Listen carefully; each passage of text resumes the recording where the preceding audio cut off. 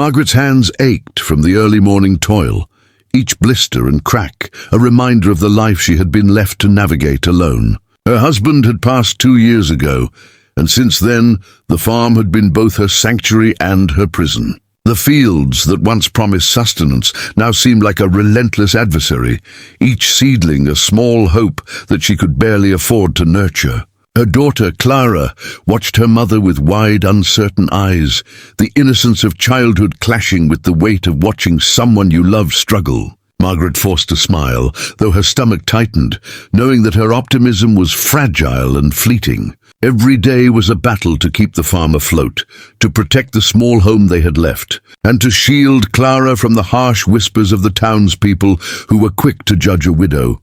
The wind carried dust, and the faint scent of rain yet to fall, and as Margaret tugged at the stubborn cart, trying to lift it from the rut it had settled into, a shadow loomed across the field. She froze, instinctively pulling back, her heart hammering in sudden alarm. The figure was massive, broader than anyone she had ever seen, and his steps made the ground tremble lightly beneath her boots. Yet when he stopped a few paces away, he didn't speak with authority or demand attention. Instead, there was a pause, as if he was measuring the right words, the right way to enter a life that had been so delicately balanced on hardship. "Do not mind my sighs," he said at last, his voice deep but soft, carrying a warmth that seemed impossible to match with his imposing frame. "I will be very gentle." Margaret's breath caught.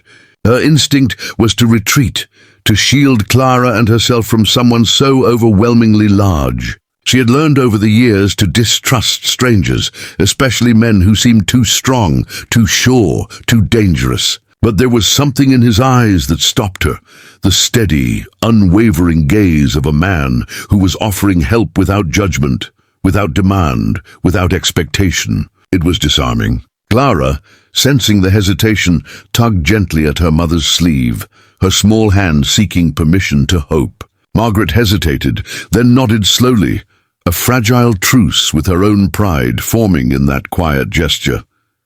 The cowboy knelt slightly, lowering his head to meet Clara's eye level. "Hello there, little one," he said, his voice lighter now, almost playful. "Don't worry, I'm here to help."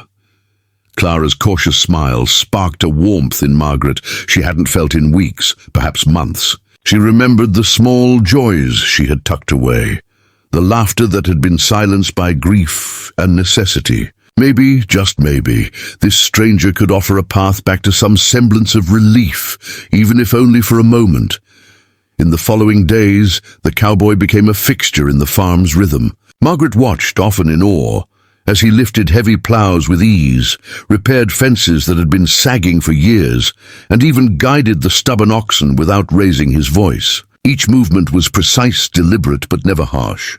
He seemed to understand that her world required patience, that rushing or forcing would only break the fragile balance she had maintained so carefully. And yet he didn't simply take over. He asked for guidance, learning her routines, respecting the pace she set. Margaret found herself speaking to him more openly than she had spoken to anyone in a long time, sharing memories of her husband, the struggles of raising Clara alone, and her fear that she might not survive another season. He listened without interruption, nodding gently, offering small words of encouragement that felt like lifelines thrown across a turbulent river.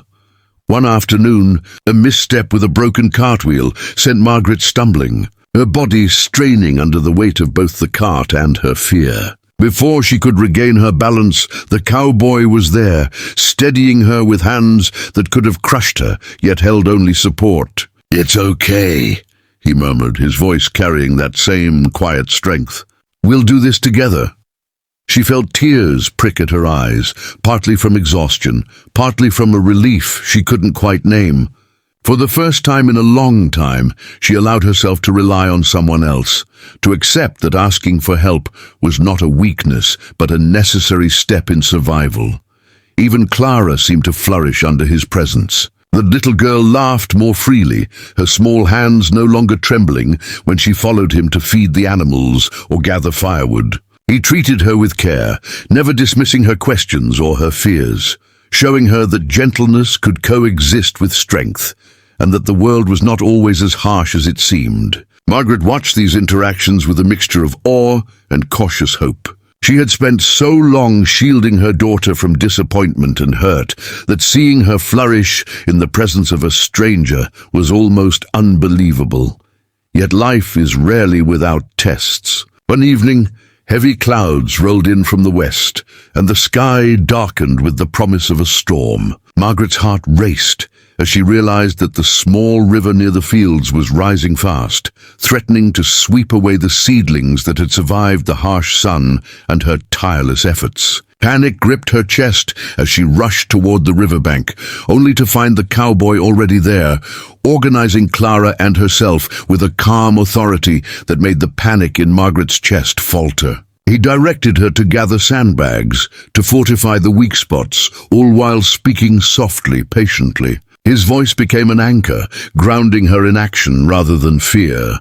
Hours passed, drenched and muddy, but together they managed to save the farm. Margaret's body ached, but her heart felt lighter than it had in years. She realized that his gentleness had been a kind of quiet strength, one that didn't demand obedience or awe, but inspired trust and resilience. That night, as they huddled by the small fire in the kitchen, Clara asleep in her bed, Margaret allowed herself to smile with a warmth she hadn't known was possible. For the first time, she considered the possibility that life could be kinder than she had expected, that hope could bloom even in the most barren fields.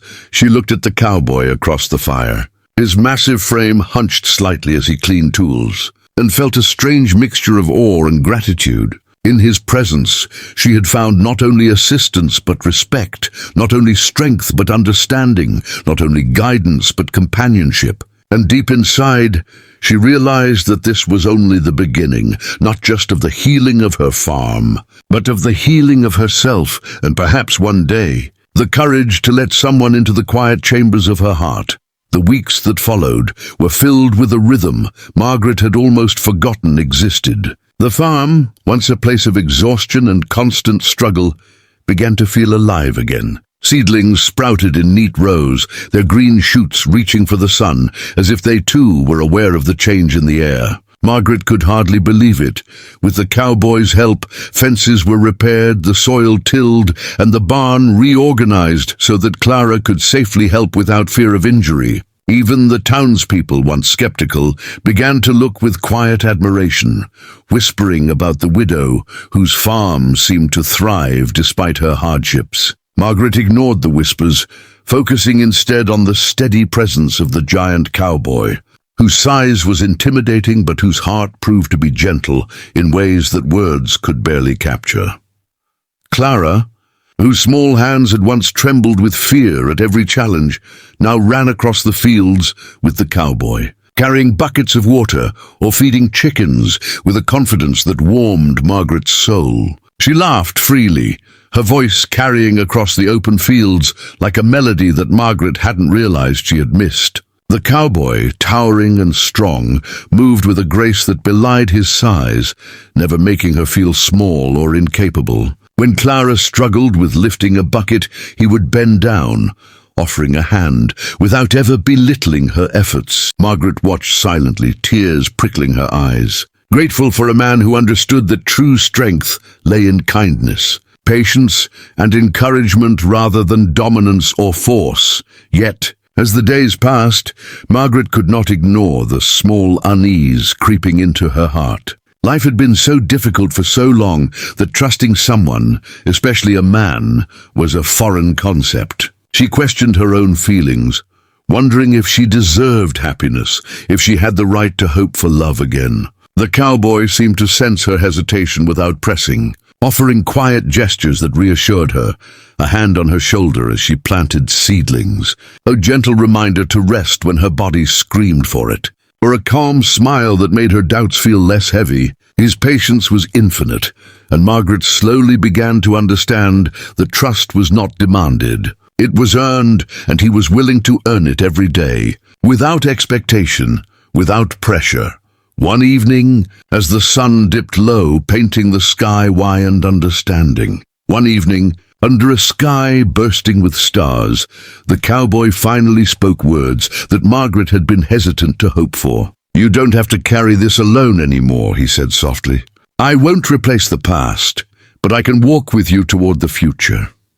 His words were gentle, yet they struck deep, unearthing a courage in Margaret she had thought buried forever.